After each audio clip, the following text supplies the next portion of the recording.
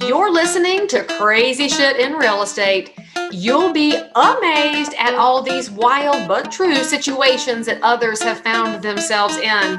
Because on this show, you'll hear uncensored, unbelievable stories from the world of real estate. I'm Leigh Brown. Let's dive right in. Before you get the rest of the story, I'd love to share a quick message from today's sponsor. This episode is sponsored by Follow Up Boss, one of the leading CRMs, client relationship managers for residential real estate. Tons of top producing agents and some of the fastest growing teams out there are using Follow Up Boss to increase lead conversion, eliminate busy work that you're not doing anyway, and frankly, deliver a higher class experience in real estate to everybody who chooses you as their realtor of choice. So if you're going to keep listening to this, which I know you will, there's more information and a personal review of Follow Up Boss. For more information, go to followupboss.com/crazy. Today's a little bit different than most of my other shows because this is episode 300. I don't even know how this happened. Frankly, I started this show in August 5 years ago and really just guessed as I went. And it's turned out to be the most amazing experience ever because I have met some of the most fascinating people. And I hope that you've enjoyed meeting them too. One of the things that I know about the podcast is that it's far more authentic when I don't know what's coming next. And so I don't get the story from our guests before they show up, which allows me to hear the stories right along with you and to learn right along with you. And isn't it why we love real estate, that it's a very collegial and connected business?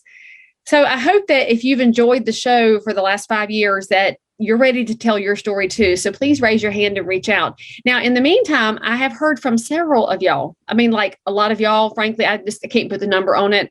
Hey, Leigh Brown, why haven't you told your stories? Well, it never occurred to me to tell my stories because I wanted to focus on you. So for episode 300, I'm going to tell you a couple of the crazy things I've encountered in 21 years as a professional realtor here in Concord and Charlotte, North Carolina. Now, first of all, you should know, if you're not a geography major, that Charlotte's metro area sits on the state line. So I am a North Carolina realtor and a South Carolina realtor, and I have worked all over the place in my 21 years. So in that process, a lot of things have happened, and I tried to think of a list, and frankly, I think I've blocked out a lot of the things that have occurred over the years, but I have changed the names for the guilty as I like to do. And I'm working really hard to remove more of the salty language from my life. So I'm trying really hard here, y'all. You should pray for me. So I will tell you that the very first house I ever sold, those folks who used me, God bless them, are still some of my dear friends. Love them to pieces. They named their daughter after me, which is a crazy thing in real estate, but also, if you're a member of the public, you may not even realize that's how close you might get to your realtor, that you might buy a house when you're a young little married couple and then you get pregnant, and because you became friends with your realtor and you liked her name, that your daughter gets to carry her name. And then your realtor, by the way, all these years later sends graduation presents and texts her because I love that girl. So anyway, this very first house that I sold, I did not know everything then that I know now, and I still don't know everything, which is why I love real estate. But I was lucky enough to have my dad as a mentor. So I went to my dad for all my questions. Well, with this particular house, great house, I even remember the address, and I can't give it because somebody lives in it now, but it was a single digit and then it was a name, and the neighborhood's right here in Concord, like 5 minutes from my office. I know this house exactly. And we went to the final walkthrough. So that's the moment right before closing. You go to the empty house, make sure that it's in the same or better condition as when you made the offer, which is the reasonable standard. Well, the stove wasn't there, and the clients are freaking out. I'm freaking out because where'd the stove go? So I called the other agent and I said, hey, friend, where's the stove? And she said, you didn't write it into the offer. And I said, it's a stove. We have a loan here. It's FHA. It has to have a stove. I don't understand. And she said, it was a slide in, not a drop in. And so that's personal property. So they hauled that stove off with them. Now, in technical terms, she was right. In market standard terms, she was wrong. But when it comes down to things that are going to be enforceable, y'all, if it ain't in writing, it ain't enforceable. And so what did I do? I bought a stove out of my very first commissions to make sure those clients were taken care of. And after that, I kept an eye on stoves. And actually, our contract paperwork has progressed since then.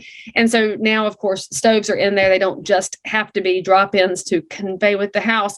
So that was the very first house I ever sold. And then there was, of course, during the Great Recession, I had the opportunity to learn how to work with asset managers and banks. I did a lot of foreclosures, did a ton of short sales.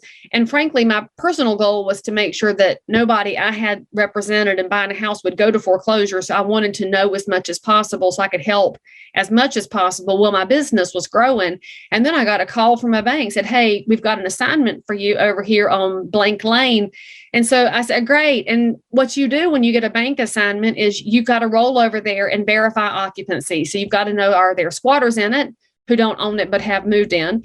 Is the owner still there and doesn't know they have to leave or has refused to leave, or is it vacant and we need to secure the property, change the locks? So I rolled out there by myself because I'm a very tough girl. And y'all that watch my videos, you know, I have my targets in the office and Bessie Mae goes with me to every property. So I pulled down the driveway and there was this big giant chain across the driveway. I mean, like the chain links were this big. It was a big chain. So I got out of my truck and I walked around the edge of the chain and went down towards the house. And this house was a trailer house. So it was actually a single wide, which you don't see a lot of single wides anymore. So that was going to make it market unique. And they had bricked up the front, which I always admire somebody that invests in their trailer house to the point where they put brick on the outside. And we'll just have a conversation later about where to invest your money. And then there was not really a way to get to the front door. So I walked on around to the left-hand side and there was this giant storage lean-to metal building that had been attached to the side of the trailer house. And it had a lot of fluorescent lights in it. And it had a lot of drainage drains in it. And I said, I think there might have been some plants in here at some point. They may have had a greenhouse or something. And I kept walking past the end of this lean-to, and there's a 2-story addition to the back of the trailer. So it's hard for me to describe it, but there was a trailer house, and then this was the greenhouse, and then there's the 2-story here. And so in the back, the trailer house was connected to the 2-story, and then you had this U-shaped courtyard in the middle where there was, of course, an above-ground pool because that's what belongs at a house like this. So we had a stick-built 2-story attached to a trailer, attached to a shed with a pool. And so I said, well, okay, let's walk on in. And so I walked on in the door, and there were needles on the ground everywhere. And I don't know if they were, diabetic or something, who knows, but there were needles everywhere. And I went into the trailer house, and in the dining area, there was an IV bag hanging from the breakfast room light fixture. I said, well, I think I'm going to take a few photos because the bank likes to see a house. And I hightailed it out of there because I was just getting the real creep factor. And y'all were thinking, why were you there by yourself? I know, right? Because I was younger and not as smart then. And so I came back out and I'm walking up the driveway to get back to my truck. And there is a gentleman there who's maybe 30 years older than me, holding a shotgun pointed right at me. And he said, what are you doing? And I said, hey, I am a realtor and I'm working for the bank, checking on this property back here. He said, well, you can't be on this driveway. And I said, well, it's the driveway to this house. He said, that is my driveway. And I said, it's the driveway to this house, like it's pointed straight at the house. And he said, no, it's my driveway. Now, at this point, he had put the gun down. He was just trying to secure his property. And so we had a little conversation. And then as it turns out, he was going to require compensation for anybody to use that driveway because they had never deeded the access or deeded an easement. Okay, so I told y'all that I would do a review of Follow Up Boss, because I'm your friend in real estate. And I did. Now, there's a blue million CRM out there. I mean, if you go to any Facebook group, every realtor's like, which one should I use? Which one should I use? And you know that these CRM, which are client relationship managers or customer relationship manager, whatever you want to call it, it's truly a system that's just designed to help you know what to do next because you're very busy and you're a multitasker in real estate. And with all those different tasks and balls up in the air, you need something to help you stay on track. And that's what Follow Up Boss does. Now, when you save a name and a phone number in there, that is basically a Rolodex. Follow Up Boss is going to take the names and phone numbers and also help you know what to do next. So you can maintain these relationships with your neighbors because that's what this is about. Real estate is not about serving just prospects and clients. It's about taking great care of your neighbors' needs in real estate. And if you'll use a tool like Follow Up Boss, where they remember you. Oh, they might even call you when they're ready to buy or sell again, or when their mom and daddy do, or their best friend or their kid, and you want to be top of mind. That's what a product like Follow Up Boss will do for you. Truly, it's going to change your business when you start paying better attention to people. They don't have to know you used Follow Up Boss, but they'll totally understand that they are being heard by you. So now there's a free trial for my people because you're loved. Go to followupboss.com/crazy. No credit card is required. And frankly, because you're my people and we made an ask for you, Follow Up Boss said, yes, you get double the free trial. That's actually enough time to log in, put some pieces in it, and watch it change your business as it has for so many realtors and teams nationwide. Again, go to followupboss.com/crazy to start your free trial today. So I went back to my office and I called the asset manager over at the bank and I said, hey, so for us to sell this, we're going to need to secure access. And so the bank then had to have a conversation with this very direct gentleman. He's very direct. And they had a conversation about this, and he got a check for $25,000 from the bank to make sure that this property could have access on the driveway. And then we sold the whole house itself for $65,000. And so the bank actually got almost nothing out of this wild property and paid the neighbor for the driveway.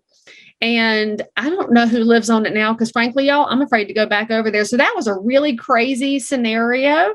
And it's also why I do carry and I have a concealed carry permit, because in real estate, we don't often talk about the safety aspect, but realtors are very happy to have an opportunity to sell a house, and you will roll out there without thinking about the fact that the neighbor may come out and point a shotgun at you. So you, first of all, should know your stuff so you're confident enough to answer his questions without peeing on yourself, and also should be able to protect yourself in all scenarios. But frankly, I should have had somebody with me. I totally admit that now. So the last story I will share with you is the one that nobody believes. It's absolutely true. And frankly, it's my family. So this will probably tell you more than you ever wanted to know about Leigh Brown. So I come from a very large family, and by large, I mean on my mama's side, there's a whole bunch of us, and on my daddy's side, there's a whole bunch of us, and we're connected to all of the strains. So in your family, you have paternal grandparents and you have maternal grandparents. So we're connected to all four major branches of the family because that's who we are. We love our people, and crazy or not, we just power through as family. Well, one of my cousins was married to somebody and they just weren't a good fit. I mean, it wasn't happy and they weren't solid in the Lord. It was just a rough time.